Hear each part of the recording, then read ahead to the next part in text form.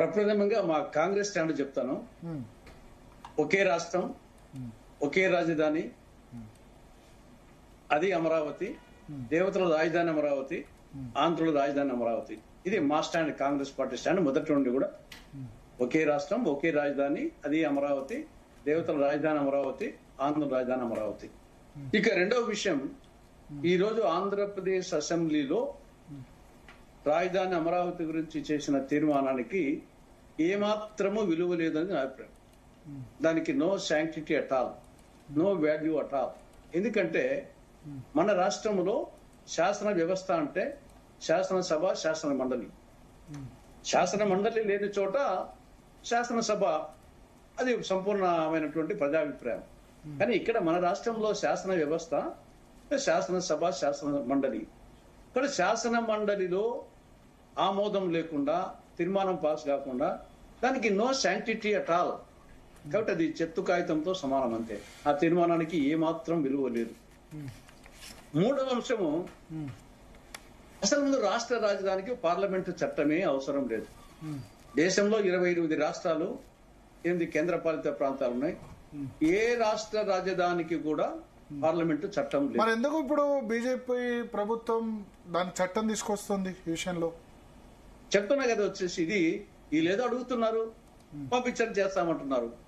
రేపు శాసన మండలి ఆమోదం లేకుండా వచ్చిన దానికి రేపు కోర్టులోకి ఎవరిన పోతే రేపు కేంద్ర ప్రభుత్వానికి కూడా చిక్కులే. దానికి ఆన్సర్ చెప్పలేదు.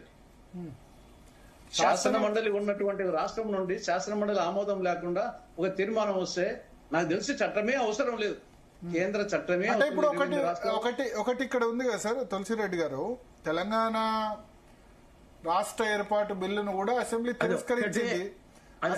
అసెంబ్లీ తిరస్కరించినప్పుడు అది దాన్ని కన్సిడర్ చేయలేదు కదా, అసెంబ్లీ అభిప్రాయం మాత్రమే కోరుతారు, అంతే కదా. 28 రాష్ట్రాల్లో ఏ రాష్ట్ర రాజధానికి, చెన్నైకి గాని, బాంబేకి గాని, ఏ దానికి కూడా చట్టము ద్వారా రాజధాని ఏర్పాటు కాలే. ఎక్కడ సెక్రటేరియట్ రాష్ట్ర సచివాలయం ఉంటుందో అదే రాజధాని. ఇక్కడ విభజన చట్టంలో ఏమైందంటే సెక్షన్ 5 అప్పుడు రాష్ట్ర విభజన జరిగేటప్పుడు అక్కడ కొంచెము తెలంగాణకు సంబంధించి హైదరాబాద్ ను రాజధాని అనేది అప్పుడు కొనసాగింపుకు ప్రస్తావించాల్సిన అవసరం వచ్చింది. లేకుంటే అంతకుముందు హైదరాబాద్ కూడా హైదరాబాద్ ఉమ్మడి ఆంధ్రప్రదేశ్ రాజధాని చెప్పేసి ఎక్కడా లేదు చట్టం ద్వారా. అది మామూలు ఇక్కడ సెక్రటరియట్ ఉంటే అక్కడే. ఇక్కడ సెక్షన్ 5 లో ఏమైందంటే సెక్షన్ 5 సబ్సెక్షన్ 2 కింద after expiry of the period refer to in subsection 1 Hyderabad shall be the capital of the state of Telangana and there shall be a new capital for the state of Andhra Pradesh అనే దాని కోసం ఒక తెలంగాణ విషయంలో హైదరాబాద్ అని mention చేయాల్సి వచ్చింది. తప్పనిచ్చేసి ఏ state కూడా వచ్చేసి కేంద్ర చట్టం ద్వారా రాష్ట్ర రాజధాని ఏర్పాటు కాలేదు. కాబట్టి ఇప్పుడు కొత్తగా అమరావతి అసలు కేంద్ర ప్రభుత్వ చట్టం అవసరం లేదంటారు. ఇప్పుడు అవసరమే లేదు, చట్టమే అవసరం లేదు. దీనికి వచ్చేసి రాష్ట్ర ప్రభుత్వము ఎక్కడ రాష్ట్ర సచివాలయం ఉంటే ఎక్కడ వచ్చేసి చీఫ్ సెక్రటరీ రాష్ట్ర సచివాలయం ఉంటే నాకు అదే రాజధాని అంతే. కాబట్టి ఇక్కడ మన రాజధానికి ఏమి సిఆర్డిఏ చట్టం కూడా ఉంది. మిగతా చట్ట రాజధానుల కంటే మనకు వచ్చేసి సిఆర్డిఏ చట్టంలో క్యాపిటల్ రీజన్ డెవలప్మెంట్ అథారిటీ అని చెప్పేసి దాన్ని మెన్షన్ చేస్తూ కూడా ఆల్రెడీ మన రాజధానికి చట్టం ఉంది. దాన్ని బట్టే వచ్చేసి వీళ్ళు వైకాపా ప్రభుత్వం తీర్మానం పాస్ చేసినా గానీ అక్కడ శాసన మండలిలో వాళ్ళు చేయలేకపోయారు. ఇక్కడ తీర్మానం పాస్ చేసినప్పటికీ హైకోర్టు ఎందుకు కొట్టేసింది? ఈవెన్ సుప్రీంకోర్టులో మళ్ళా పోయినా కానీ అట్టే పెండింగ్ ఉంది. కాబట్టి ఇక్కడ ఇది రాష్ట్ర సచివాలయం అనేది ఎక్కడ ఉంటే దానికి మనకు సిఆర్డిఏ ఉంది. కాబట్టి మన దానికి అసలు అవసరమే లేదు. ఇది కేవలం వచ్చేసి రైతులు వచ్చేసి ఒక అబద్ధత భావంతో వాళ్ళు కోరుకున్నారు. తర్వాత సరే కోరుకున్నారు కాబట్టి అడుగుదామని చెప్పేసి రాష్ట్ర ప్రభుత్వం నిర్ణయించింది.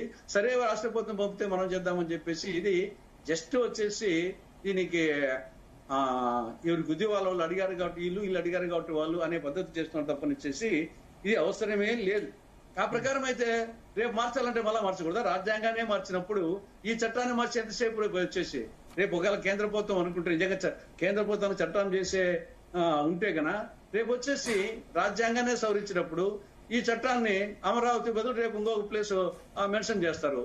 కాబట్టి ఇది ఏదో ఇంకా మొత్తం శాశ్వతంగా ఇంకా వచ్చేసి ఆ చంద్ర తారార్కము ఇంకా ఆంధ్రప్రదేశ్ రాజధాని అమరావతి ఉంటుంది, కేంద్ర చట్టం తెచ్చింది, చంద్రబాబు ప్రభుత్వం ఏదో బ్రహ్మాండం చేసిందని చెప్పేసి సంకల్ గుద్దుకోవాల్సిన అవసరం లేదు. జయంత్ శాస్త్రి గారు ఉన్నారు మనతో పాటు. జీవీఆర్ శాస్త్రి గారు జాయిన్ అయ్యారు, టీడీపీ నుంచి లింగారెడ్డి గారు జాయిన్ అయ్యారు, వైసీపీ నుంచి వంగవీటి నరేంద్ర గారు జాయిన్ అయ్యారు. మీకు తులసిరెడ్డి గారికి మిగతా పెద్దలకు వీక్షకులు. ఒక నిమిషం శాస్త్రి గారు తీసుకుందాం. జీవీఆర్ శాస్త్రి గారు ఏమంటారు? కౌన్సిల్ తీర్మానం లేదు, బట్ అసెంబ్లీ తీర్మానం వరకైతే జరిగింది. వాళ్ళ చట్టబద్ధత అవసరం లేదంటున్నారు తులసిరెడ్డి.